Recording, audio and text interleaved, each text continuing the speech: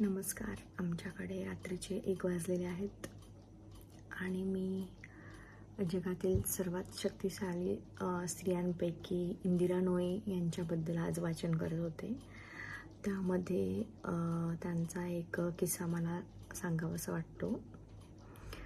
2001 साली जेव्हा इंदिरा नोई ह्या पेप्सिकोच्या प्रेसिडेंट झाल्या होत्या, त्यावेळेला त्या फार आनंदाने घरी गेल्या आणि त्यांना असं वाटलं की ती गोष्ट आपण आपल्या आईला शेअर करावी. त्यावेळेस त्या घरी गेल्या आणि त्यांनी त्यांच्या आईला सांगितलं की आई, तुला माहिती आहे आज काय झाले. तर त्यावेळेला त्यांच्या आईने काही न ऐकता पहिला प्रश्न हा केला की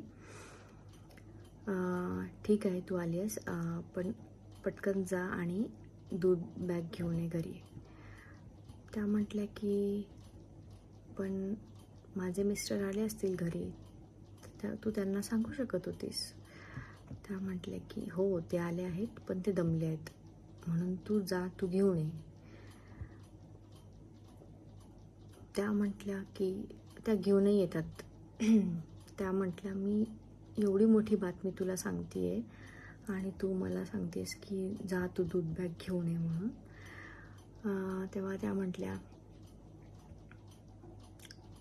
तू बाहेर कितीही मोठ्या पदावर असशील, कोणतीही प्रेसिडेंट असशील, पण ज्या वेळेला तू घरामध्ये पाऊल ठेवतेस त्यावेळेला तुझं जे पद आहे ते तू तुझ्या गॅरेजपर्यंतच ठेव. आणि एकदा गॅरेजमध्ये गाडी लावली तू तिथपर्यंतच ठेव, आणि घरामध्ये आल्यावर तू एक स्त्री आहेस. इथे तू एक कोणाची तरी पत्नी आहेस, आई आहेस, तर तुझे सगळे लिमिटेशन्स इथे संपतात. तर मला त्यावर असं म्हणायचं की एका स्त्रीला किती जाणीव करून दिली जाते की तू जमिनीवरती राहा. एवढ्या शक्तिशाली स्त्रियांनाही अशा गोष्टींना सामोरं जावं लागतं. हेच मला तुम्हाला आजच्या व्हिडिओमध्ये सांगायचं आहे. कसा वाटला तुम्हाला हा व्हिडिओ?